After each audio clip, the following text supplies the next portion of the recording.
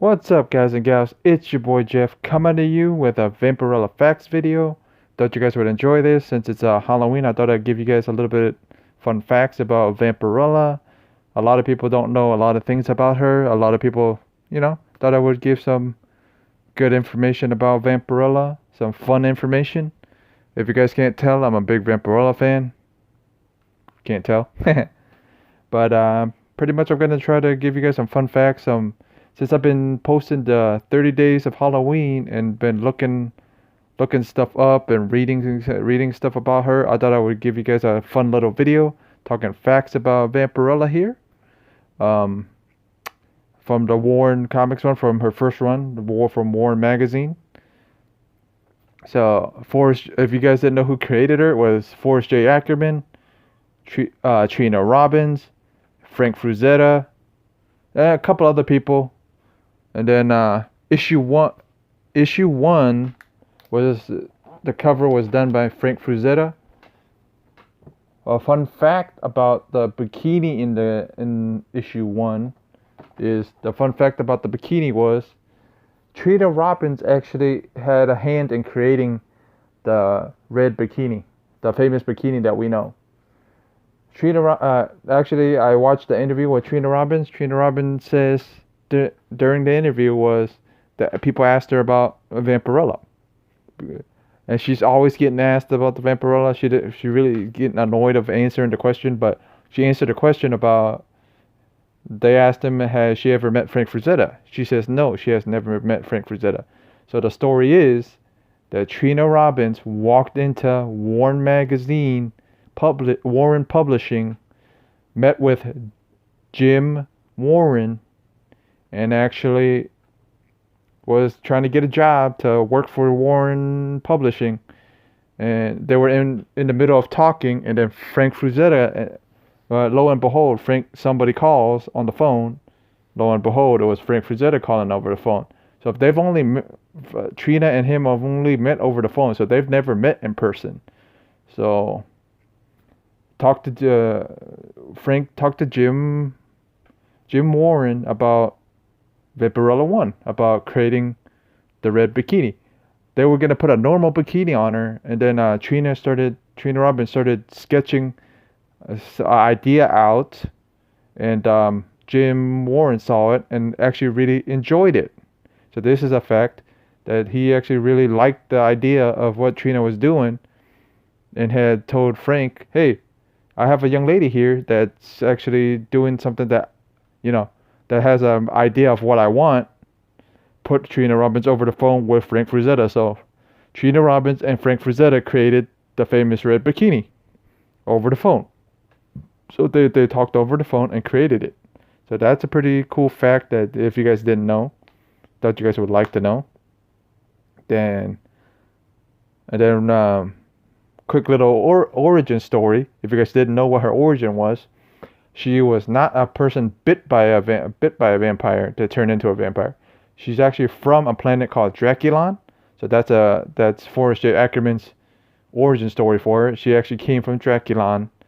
She actually found some astronauts on her planet, Draculon, and actually, jumped on the plane, jumped on the spaceship, flew back to Earth, because and then that's what we know of her today. But Dynamite has another origin. Harris has another origin. I think one of the origins has her something to do with Adam and Eve. Another one has something to do with, yeah. So it's all kinds of, she has all kinds of origins, and she's been with 3 different companies. So it's 3 different origins. But that's a quick little origin of her. Powers, she could change into a bat. She could, I think they said she could change into any different animals. That's pretty cool. Thought you guys would like to know that. She can sprout wings, so she can fly. She doesn't have to mutate she doesn't have to change into a bat, but she can sprout wings anyways, and she can fly with the wings. Another one that she has certain blood powers that she can control you, like almost mind control you almost, and then she can make you see somebody that's pretty much, she can make you see somebody different. Like she could make you see me as her. So that's another power that she has that you guys would like to know. That's the power set. That's some of her power sets. Another quick little note was quick little note on issue 6 of the Warren run. This Ken Kelly run, the Ken Kelly cover, this famous Ken Kelly cover. Ken Kelly is actually a student of Frank Frazetta. Actually studied about a year before he got this from Jim Warren. Got a contract from Jim Warren to actually let's just say a commission from Jim Warren to actually do this cover. Before showing Jim Warren the cover, he showed Frank Frazetta the cover. Frank didn't like the face on the young lady. So Frank didn't like the face on the young lady. So Frank Frazetta ended up doing the face. So it's actually Ken Kelly and Frank Frazetta piece because Frazetta actually did the face because he said it looked too scared or it looked too dull or something like that. That's the story that I've read. That Ken Kelly actually did this and then got offered a 13 cover deal, 13 covers for Warren magazine. Got offered a deal for 13 covers and did 7 Vampirella magazine covers. So this is his first cover for Vampirella. Vampirella 6 is his first one. That's a little fun fact. And another fun fact about issue 1 is, if you guys didn't know, actually Neil Adams did some stuff for Warren magazine. So he actually did a story in Vampirella 1. So I'm gonna pop up some pictures here of the story he did, and then he's done if you ever wanted a Vampirella done by Neil Adams too, I'm gonna have a picture of that popped up here too. So pretty much if you guys didn't know, Neil Adams had a hand in Vampirella 1. I didn't know that. I honestly didn't. I seen a signed issue with Neil Adams' name on it, and I was wondering why Neil Adams signed it. Did my research, come to find out, if you guys didn't, that's a little fun fact. Neil Adams actually did a story in there, so that's a fun fact about Vampirella 1. Another fun fact about the lettering of Vampirella.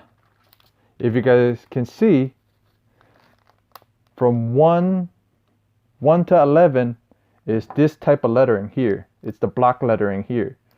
But from 12 and on is the famous Vampirella lettering that we know of today, is this lettering here. The famous lettering of Vampirella is thanks to Jose Marcos is actually the person to thank for this lettering, because if it wasn't for Jose Marcos coming up with he didn't come up with the idea, but he had a hand in creating the logo of Vampirella. So that's another fun fact. Vampirella would have been like this for a good while if it wasn't for issue 12 doing the lettering like that, and Jim Warren actually liked it and ended up keeping it. And a little fun fact about issue 12 of this run of Warren magazine run is there is actually a misprint in this. I don't know what you guys would call it, but put it in the comments. I think it's a misprinted book, but something interesting about this is issue 18's cover. Originally, this is issue 18's cover here. Originally, issue 18 was not supposed to be this cover. Issue 18 was officially supposed to be a Lewis cover. So it was supposed to be this cover here. But for some reason, they held it back and ended up putting an Ingrid cover on there instead. So that's pretty interesting. And it's actually in how I've been telling you guys that it's a misprinted. It's actually in this book. Robert and all of you guys would be proud, because I'm going to put on gloves. The only books that I'm going to put on gloves to handle are these worn magazines since they're so old. So Robert and Splash Page, you guys be proud. Here's my latex gloves, putting them on. And I'll show you guys the cover, show you guys the page and where it shows you the actual cover. And I'll pop up pictures of that last page and covers and all that other good stuff are in this part of the video. So just keep a lookout, guys. Let me open it for you and show you.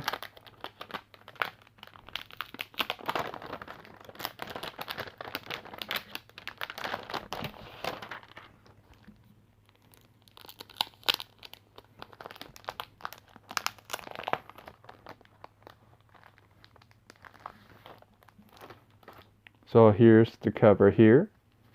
And what I was going to show you guys is right here. If you guys can see, that cover doesn't look like what issue 18 came out to be. It says cover. So this was that cover there. So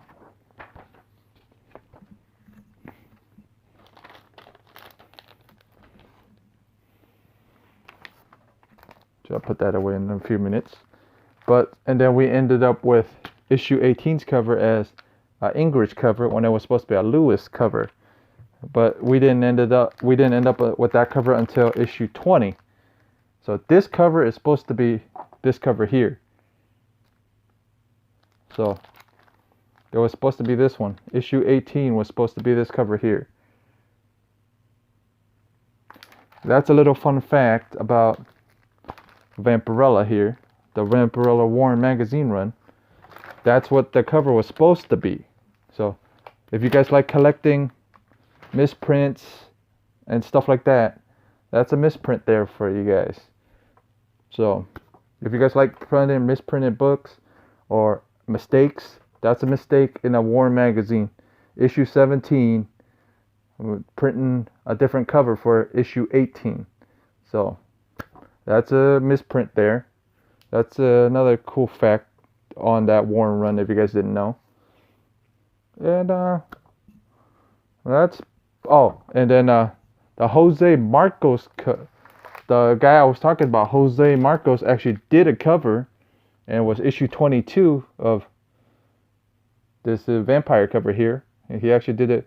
And there's only another, he's a Cuban artist, a Cuban writer and comic artist, and he's only done another piece of work is Vampire Tales 9 is the other piece that he's done. So there's only he's only done two major things in the US of comic work. Jose Marcos. And you can thank Jose Marcos for the Vampirella lettering. So that's another cool thing about that. So this was the video, guys. Thanks for watching. Thanks for being a subscriber. Tell me what you guys thought of this Vampirella facts video. It's your boy Jeff, aka the Cantonese Comic Kid, aka Jeff Varela, aka Jeff Comics, signing out.